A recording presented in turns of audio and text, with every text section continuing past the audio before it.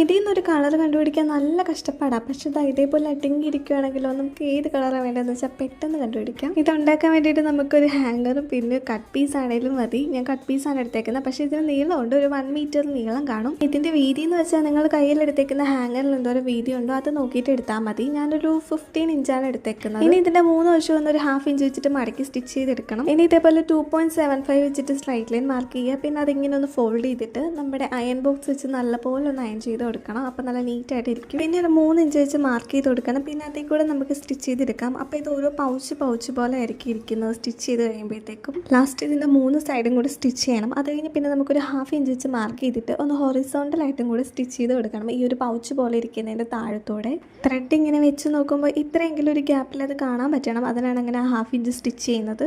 ഇനി നമ്മുടെ കയ്യിലുള്ള ഹാങ്ങർ എടുക്കുക, അതിൻ്റെ മുകൾ ഭാഗം ഒന്ന് അതിൻ്റെ അകത്ത് കൂടി ഓടിച്ചെടുത്തിട്ട് ഒന്ന് മടക്കി സ്റ്റിച്ച് ചെയ്തെടുക്കുക. അത്രേ ഉള്ളൂ. നല്ലൊരു ത്രെഡ് ഹോൾഡർ പെട്ടെന്ന് റെഡിയാക്കി എടുക്കാം. പിന്നെ ഇതിൽ ത്രെഡ് മാത്രമല്ല കുഞ്ഞായിട്ടുള്ള വേറെ സാധനങ്ങളൊക്കെ ഇട്ട് വെക്കാം. അപ്പോൾ ഇത് അറിയാത്തവരൊന്ന് ചെയ്ത് നോക്കൂ.